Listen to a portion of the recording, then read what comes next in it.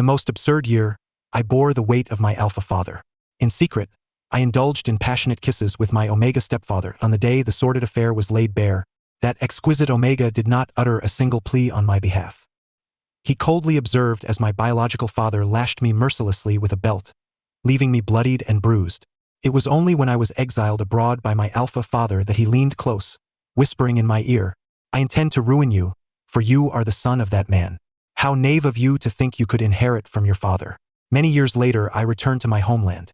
I executed my alpha biological father with decisive precision. Upon raising my gaze, I beheld that beautiful Omega, peering down from the second floor, his eyes downcast, yet tinged with a hint of mockery as they met mine. After all these years, he remained enchanting, a vision that haunted my dreams. "You have been waiting for me all along, haven't you?" I gazed at him, removed the black gloves from my hands, and humbly knelt before him, kissing his fingers. "As you wished, I have come to inherit you, dear stepmother." 1. The first encounter with Shinji occurred when I turned 18. At that age, most individuals were still navigating the tender pangs of burgeoning affection. Yet, I had already become the unruly scion of the underworld, regarded as a rogue by outsiders.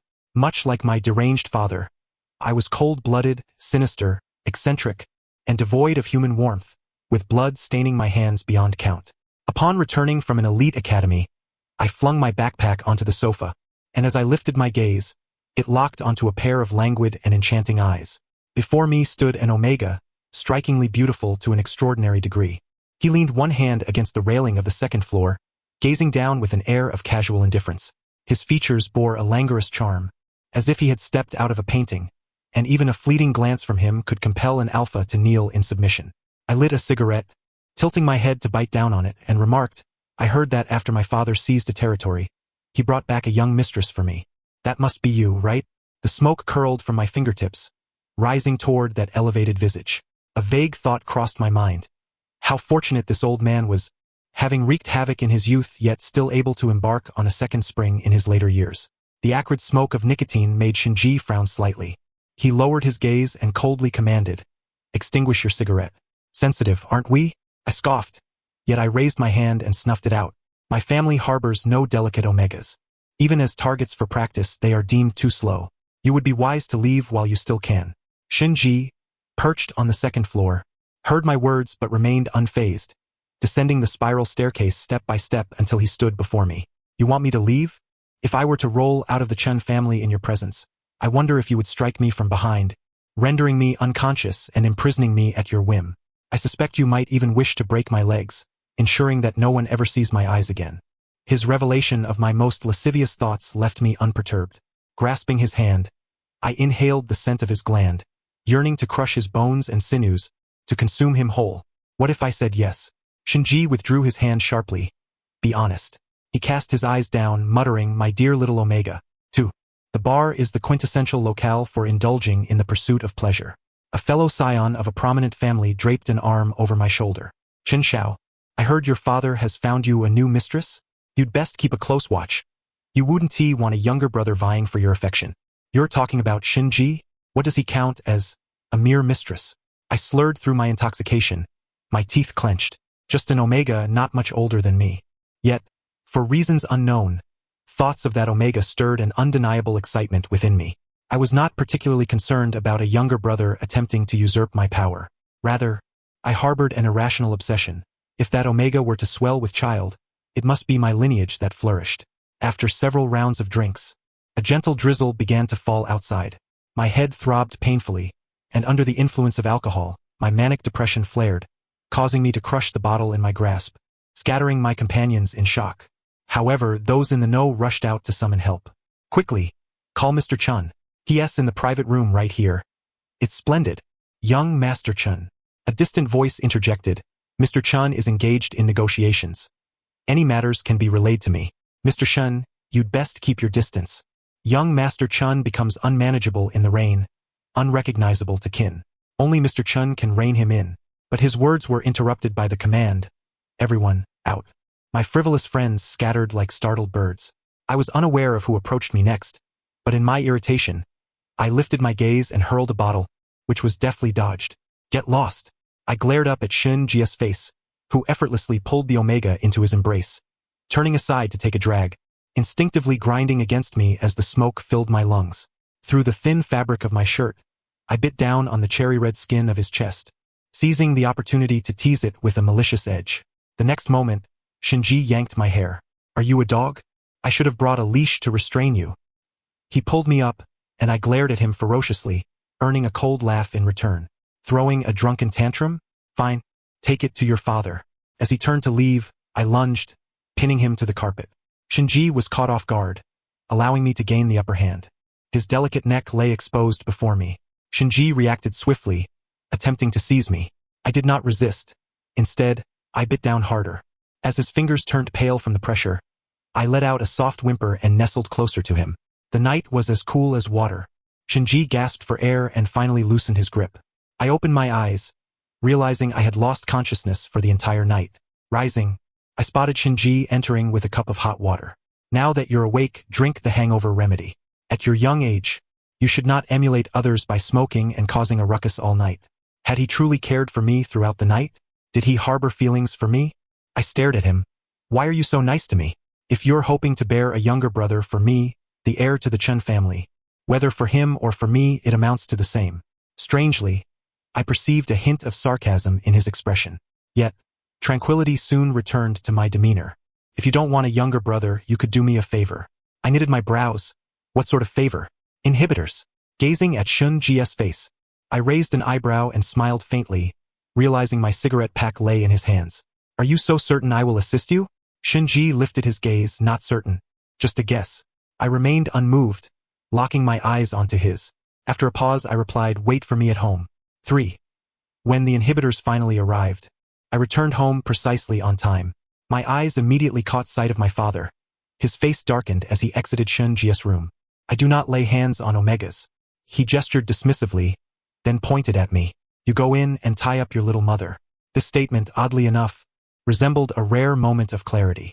Entering the room, I found Shinji seated quietly, his gaze lowered, appearing far more docile than usual. An empty inhibitor rested on the bedside table.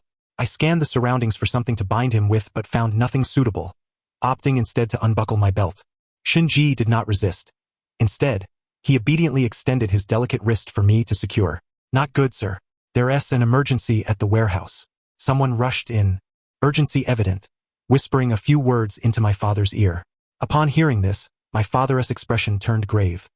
He stood in silence, lips pressed tightly, gripping his gun at his waist, and departed with his entourage. The once bustling Chen residence was now left with just Shinji and me. Old grievances and new could be settled together. "I asked you to procure Omega inhibitors, and what did you send me? Alpha inhibitors? You!" Shinji glanced out the window before returning his gaze to me. "You truly are a filial son, even more deranged than your father." His lifted eyes bore a calm demeanor, aware of the implications. Not only this matter but even my father's recent exit was intricately linked to my role as the dutiful son. "We are kindred spirits, dear mother." I made no effort to conceal my intentions, a smirk playing on my lips. "After all, you don't really have such fond feelings for my father. Wouldn't it be better to indulge in your desires with me alone?" I attempted to grasp his hand, but he gently rebuffed my touch. "Be honest. I am your Omega father, the beautiful Omega." Even his dismissive slap carried a fragrant allure, rendering one incapable of harboring anger. I let out a cold laugh, retrieved my clothing from beside him, and draped it over Shinji's exposed waist, which was half revealed to the air. "Dear stepmother, you will inevitably belong to me one day." The affair at the warehouse had been passed around several hands before it landed in mine, that of the young master who was both the guardian and the thief. I had little to investigate. During a midnight excursion, I mistakenly opened the wrong door, confronting the icy muzzle of a gun behind the warehouse door. Tilting my head, I regarded the figure behind the weapon, whose smile revealed no emotion. My dear stepmother truly never fails to surprise me. "Does father know that you have such tricks up your sleeve?" The flashlight flickered slightly, alerting the figures outside. Night Scene led a charge directly into the warehouse. Shinji fired through the window and I followed suit. After much persuasion, I finally convinced him to accompany me to my private apartment to lay low for a while. I sat on the floor outside, half leaning, tending to the blood on my hands. The sound of water emerged from within the room. Lifting my gaze, I caught a glimpse of the alluring silhouette of the Omega behind the curtain. Long hair cascaded down, momentarily rendering me entranced. As the curtain was drawn back, I promptly rose to my feet, Shinji emerged, his gaze landing coolly on me, where I found myself burning with desire. The mist began to dissipate, and the scars remaining on his body became increasingly pronounced in the hazy steam. I gazed, momentarily lost in thought. You have old wounds. It was difficult to fathom what inhumane torment this exquisite Omega had endured to bear such marks. My scrutiny of the Omega felt rather impolite. However, Shunji's expression remained indifferent. He casually glanced outside, swiftly retrieving a handgun from the table. He fired a bullet into my shoulder, his voice devoid of warmth. No need to look at me with envy. Now, you bear one too. The bullet pierced my shoulder, yet my first reaction was not pain, but an overwhelming surge of madness ignited by my alpha nature. Instinctively, I longed to pin this Omega down, to conquer him until he wept and called my name, rendered mute by ecstasy. However, before that thought could fully form in my mind, the sound of hurried footsteps echoed outside. I pressed my hand against the bleeding wound, hastily shoving Shinji into the wardrobe. With the forceful knocking at the door, I opened it to meet the dark muzzle of Night Scene's gun, flanked by a neatly dressed entourage. I chuckled coldly, leaning against the wall to mask the searing pain. You truly have no regard for rules anymore. Do you realize you are pointing a gun at the only young master of the Chin family? Aren't you afraid I will inform my father? Night Scene maintained a businesslike demeanor, not shifting the gun an inch. Young master, please step aside. If I can prove that tonight's incident is unrelated to you, I will personally come to apologize. I understood that the commotion had escalated too far for me to escape unscathed. Reluctantly, I released my grip on the wound, blood gushing forth. Do you think I did this? I'm bleeding. Are you blind? How could I be in league with them? Night Scene was loyal only to my father, never having regarded me, the nominal young master, as worthy of his attention. Yet, this aggressive stance, combined with my undeniable injury, left him somewhat uncertain. Nevertheless, his expression remained impassive as he ordered the others nearby. Immediately arrange for a doctor for the young master. After issuing this command, Night Scene did not turn to leave. Instead, he stepped closer, leaning in to whisper in my ear. You are correct. I am indeed a dog. However, I must correct you, young master. You are merely one among many, not irreplaceable. He raised his hand, his gaze unwavering, as if peering into an abyss. Let us depart. I declined anesthesia, allowing the doctor to extract the bullet before sending them away. Once they left, I called for Shinji, but there was no response. Opening the wardrobe door, I discovered the curled figure within. The drowsy Omega flushed with heat, resembling a beautifully packaged gift waiting to be unwrapped. This Omega was akin to the most exquisite rose in existence, simultaneously alluring and perilous. I retrieved a packet of cold medicine from the bedside cabinet, dissolved it in hot water and fed it to him. Nestled in my embrace, Shinji inadvertently bit my finger while attempting to nibble at the bowl's edge, mumbling, "What are you feeding me?" I remained non-committal, firmly prying his lips apart, pouring the warm medicine into his mouth. Yes. Shinji fell silent again, the medicine spilling from the corners of his lips. He struggled to swallow, dampening his collar with the colored broth that trickled down his enticing collarbone. I held him, urging him to swallow, as his delicately curled lashes fluttered. He appeared to endure some form of extreme discomfort, yet remained obedient. In the dead of night, Shinji pushed me awake from behind, his voice hoarse and unrecognizable. Did you drug me? I feel so hot. I, finally managing to drift into slumber after much pain, could only respond with silence. By all that's just, I truly had only provided legitimate prescription medication. I rose. I'll fetch you some cold water, you. Suddenly, the Omega grasped me, his soft tongue brushing against my eyelashes, leaving a gentle touch. The unique, sweet scent of his pheromones during heat wafted around us.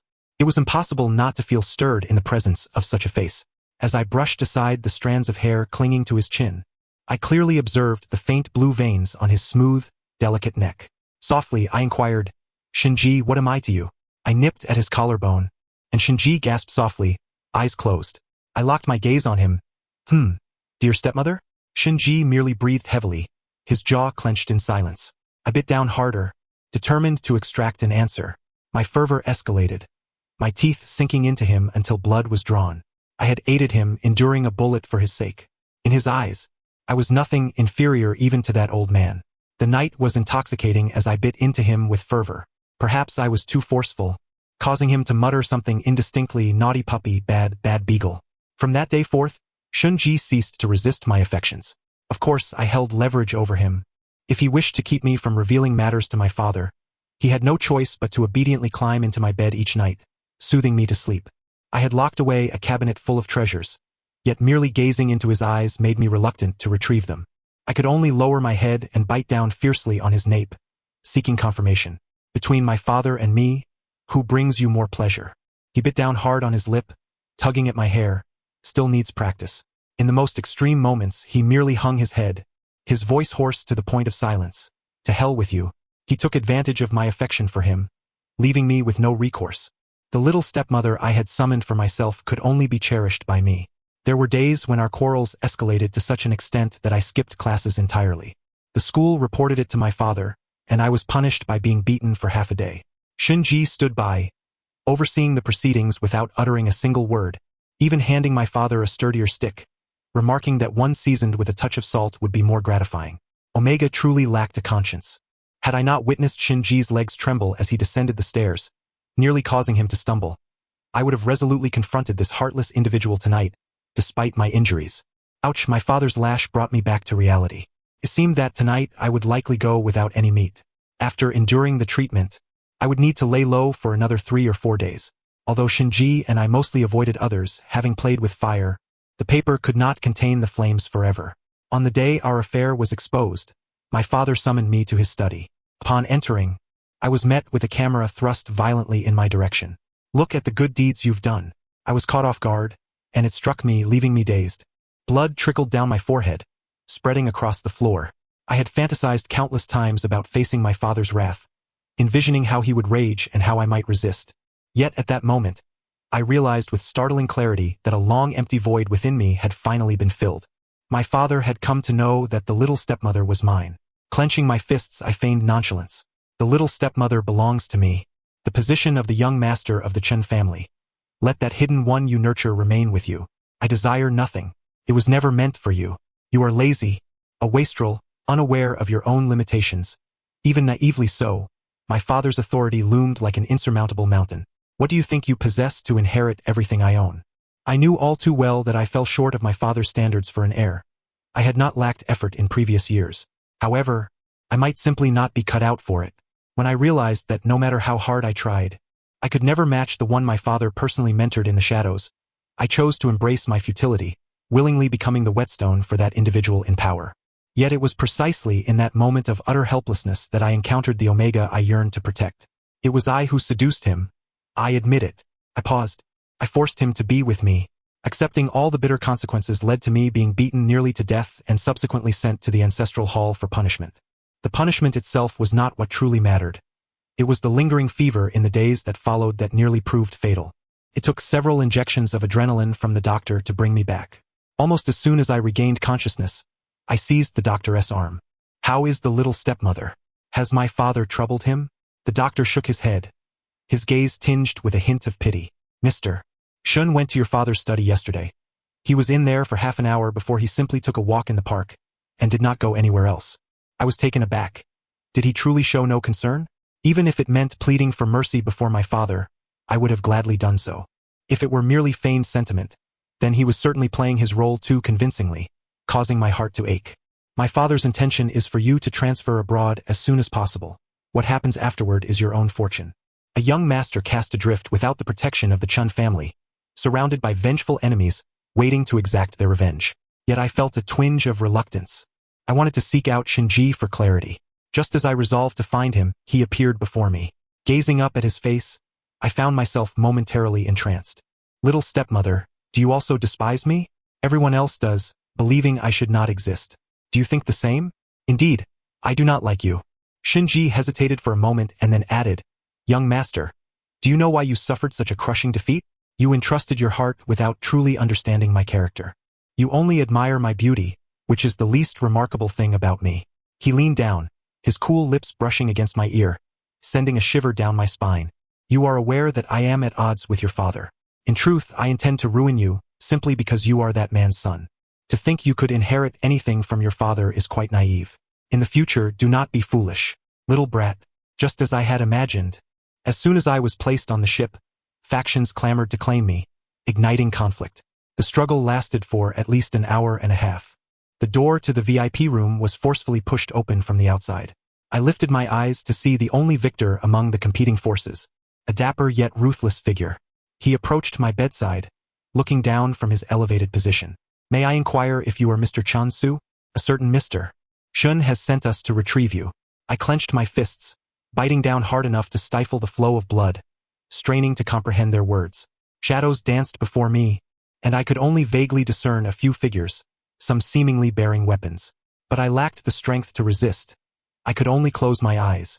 The sins of the Chun family ran too deep, and the consequences fell upon me.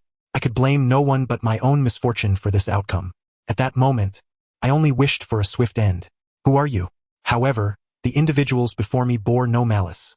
One extended a hand toward me, as if a sliver of light had broken through the bleakest of skies. "It is a pleasure to meet you, Mr. Chun. We are IVQ. IVQ, officially known as the Alliance Intelligence Agency, was a force no power could challenge under their watchful eyes. 5 years later, I stepped into the IVQ headquarters. The display screen beeped, granting me access to the superior's office, where I smoothly placed the documents on the table with a thud. Why has the task of bringing Shinji back been assigned to me? My superior, an older retired agent, was rumored to have served over 30 years with the FBI.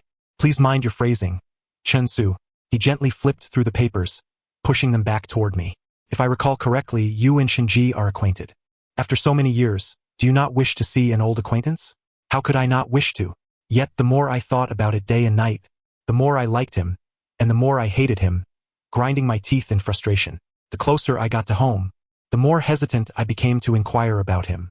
I replied in a low voice, "He is with IVQ. There are plenty of agents who can bring him back. Why must it be me specifically?" My superior raised an eyebrow, seemingly amused. "Who told you that Shinji is with IVQ? Not so?" I shot my gaze up, incredulous. My superior chuckled softly. "IVQ never assigns tasks that lack difficulty. Shinji is not even considered a friend of IVQ. To put it bluntly, he has always been on the opposing side." Noticing my frown, he continued, "He is the most elite double agent. Years ago, IVQ expended at least half its resources attempting to apprehend him. We later placed him within the Chen family, yet he sold information to both us and Chen Xiao, betraying our previous agreement." Ignoring the tumultuous waves of emotion rising within me, he walked over to the water cooler and poured himself a glass. Such a person would never serve anyone, and it is a pity that he will undoubtedly face trial at the international court in the future, with a fate that is unlikely to be any better. There will never be an Omega more exquisite than him. I clenched my fist, struggling to articulate the tumult of emotions within me. For so many years, I seem to have never truly understood Shinji. You claim that Shinji is your adversary, yet you trust a person he sent. My superior appeared to smile faintly, though the smile was so subtle that it was difficult to discern any meaning from it. "It is not a matter of trust. Rather, he provided a reason that even IVQ cannot refuse." I inquired, "What is it?" "That you need not know." My superior handed me a glass of water, casually reclining in his seat, propping his forehead with his hand. "You must understand that our directive to retrieve Shinji during this mission is not born from an arrogant belief that you possess the capability to capture him. Rather, the higher-ups of IVQ unanimously believe that if there truly exists anything that could entice this double agent to willingly remain and accept international judgment." He glanced at me, nonchalantly meeting my astonished gaze with a smile. "That person must be you, Chun." I parted my lips, at a loss for words. Suddenly, a light rain began to fall outside. "Look, it's raining," he remarked. I turned my gaze toward the window. "Yes, a storm is brewing. You still fear the rain?" My superior's eyes fell upon my trembling fingers gripping the glass, an old habit persisting through the years. I tilted my head back, seeking a more comfortable position. "Honestly, more than your relationship with Shinji, I am curious about the shadows that rainy nights have cast upon you, haunting you from childhood to this day." My memories of childhood are too vague. I closed my eyes, recalling only the sight of blood. My superior snapped his fingers, bringing me back to reality.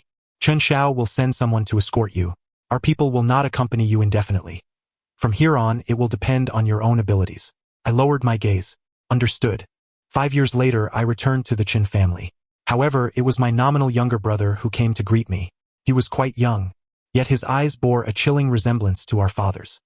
He exuded an aura of intimidation that seemed rooted in his very bloodline. When he raised his gaze, his tone was deep and steady. "It is my fault for being so naive, causing my brother to return." I extended my long legs, scrutinizing this ambitious alpha brother I had never met before. He kept his eyes lowered, appearing excessively quiet. What could possibly have compelled him to summon me back? Surely, the image of our father was too idyllic, and for some reason I found myself wanting to laugh. I smiled and nodded. I will not compete with you. I shall not interfere in family matters either. After all, my sole objective was to reclaim a certain someone. At most, I would lend IVQ a hand in dealing with the Chen family. Other matters were of little concern to me. My alpha brother clenched his fists and softly said, "Brother, why do you never deign to look at me?" I thought I misheard him. What? Why? I have always regarded you as the benchmark to strive toward. Yet you have never, he paused, acknowledged my existence, not even as a rival. I certainly had no inkling of the thoughts swirling in his mind. When he finally lifted his gaze again, it was resolute yet gentle. "Brother, I am not like our father. Between us, it is not a matter of life and death." I remained noncommittal. "Oh, so you wish for me to perish while you thrive?" My alpha brother fell silent. The day I returned to the Chen family was fraught with tension. My father would undoubtedly prevent me from seeing Shinji. I followed my alpha brother deep into the Chen residence. Over the years, the Chen family had changed significantly, diverging from my memories. Fortunately, IVQ had provided blueprints for me to familiarize myself. Upon entering the ancestral home of the Chen family, the moment Chen Xiao appeared, I acted without hesitation, drawing my gun to assassinate him. Perhaps they had not anticipated my remarkable skill. The group surrounding me was caught off guard, watching helplessly as Chen Xiao fell backward, struck by a bullet. By the time they reacted, IVQ's personnel had already arrived, and both sides prepared for a confrontation. I lifted my gun, dispersing the lingering smoke. I could hardly contain my eagerness as I pushed open the door to the inner residence. Lifting my gaze, I once again beheld that stunning Omega, his eyes cast down from the second floor, observing me with a calm demeanor tinged with mockery. After all these years, he remained breathtaking, an enchanting vision that lingered in my thoughts. His naturally expressive eyes bore no traces of age, only a slight droop that obscured his emotions. I tilted my head back and lit a cigarette. Dear mother. Suddenly recalling that he had always been sensitive to smoke and would insist I extinguish it, I chuckled at my own folly and snuffed it out. You have been waiting for me, haven't you? I ascended the steps slowly, approaching him. Shedding the black gloves from my hands, I knelt before him reverently and pressed my lips to his fingers. As you wished, I have come to inherit from you. Shinji remained still. With his capabilities, he could have effortlessly escaped before IVQ's arrival. Yet he did not. I knew he was waiting for me. Do not be foolishly optimistic. I am not waiting for you. Shinji glanced at me. I am waiting for the antidote from IVQ. 5 years ago, Shinji had struck a deal with IVQ. A single man, a solitary antidote, and a top-tier double agent would willingly place his life in another's hands. IVQ would be foolish not to engage in such an exchange, as it guaranteed that the information Shinji provided them was authentic. Shinji beckoned with a finger. You little brat. I thought that upon our reunion, you would at least learn to leash yourself before coming to find me. Do you still wish to be the master? I am no longer a child. I have grown. I bit his gland, bowing my head in reverence. Shinji gasped under the pressure, and all I could hear was my voice. The more you have, the more joy it will bring you. I kissed Shinji tenderly, lifting the Omega into my arms. I knew I was not the ideal choice. I was unworthy of his schemes, yet he had waited for me for so many years. But now that I had returned, it was time for me to protect him against the entire world. The Chun family lay in ruins, my alpha brother leading the remaining forces to retreat elsewhere. I demanded Shinji's antidote from IVQ. My superior smiled faintly, glancing behind me at the empty space. Where is he? I raised an eyebrow. I have taken him. The superior appeared momentarily stunned, then erupted in anger. Harboring a Class A international criminal. Chansu, do you grasp the gravity of your actions? You are declaring war against IVQ and the international community. I toyed with the black listening device in my hand, raising my gaze. So what? I've served you loyally for so many years. The merits I have amassed should entitle me to some return. I smiled slightly, a natural grin. I can assure you that I will confine your Class A wanted criminal within my own home, ensuring he won't obstruct your paths. Is that something that can be guaranteed? My superior's voice faltered, and his frustration grew with each passing moment. Class A wanted criminal, has long regarded freedom and life as more precious than anything else. What do you have to hold him back? I pondered seriously, somewhat contemplatively. Perhaps it's because I'm rather handsome. My superior was momentarily speechless. In moments of utter disbelief, One can only resort to laughter. You two must have been having an affair all along, right? What do you take me for? A daycare for the elderly? I indignantly replied. Who are you calling a caretaker? Such an insult. I was 18 when I arrived, and now I am 23. Compared to this bunch of young rascals, I've committed my fair share of sins. In my youth, I had indulged in far worse. Just as I was about to lose my composure, the earpiece crackled to life. Calm down, don't be angry, you're the best, you're the greatest. Indeed, my Omega is the most reasonable of them all. Could you two conjoined infants, still in your nursing phase, refrain from polluting my ears? You want silence, right? Fine, put that on your Omega. Get lost. He tossed a small tracking ankle bracelet into my arms, just barely capable of encircling the delicate ankle of my Omega. All right then, with a benefit in hand, I turned to make my escape. Upon exiting, I saw Night Scene being forcibly escorted out. He shot a fierce glare in my direction, as if I were his enemy. You should never have left me alive, sir. A white-eyed wolf like you, who cannot be tamed, should have perished long ago. I had long shed my former debauchery and had become more composed. The reason Chen Xiao did not personally take action is due to the ancestral teachings of the Qin family. Killing an adult son is a taboo. He wanted to borrow a knife to kill, but unfortunately, I didn't die. Night Scene continued to fixate on me. Suddenly, something seemed to click in his mind. A sly smile crept across his lips as he looked at the escorts behind him. You claim my crime is killing innocent people. With an extraordinary burst of strength, Night Scene broke free from his restraints. He raised a hand, fiercely pointing at me. He has also killed, yet you permit him to wear this leather and stand alongside you. The people behind him were not swayed by his tactics. Do you have any evidence? Night Scene was forcefully pinned to the ground. Still unyielding, he tilted his head back defiantly, his thin lips uttering, his name is Xie Mingqiu. In an instant, my mind went blank. I could only struggle to move my lips. What? Night Scene, feeling assured, became audacious. When you were younger, didn't you always want to know the name of the Omega you killed? Now I can tell you his name is Xie Mingqiu. The voice in my earpiece called out. Jiansu. I understood what Shinji was about to say. If I displayed any emotional reaction at that moment, it would lead others to conclude the matter. That would be to ruin my future and throw away my efforts. Yet I had little to lose. For Shinji, I had long prepared for the worst. At that moment, the office door swung open from within. My superior raised his eyes, his gaze indifferent. Chen Su, do you know the Omega he mentioned? Yes. He is I paused. Omega's father. Chen Xiao had suffered a severe glandular injury in his youth, rendering him incapable of fathering children for the rest of his life. Yet he would not allow anyone to mention this matter. To continue the Chen family lineage, he chose artificial experimentation. At that time, his child had no name, only a genetic batch and number.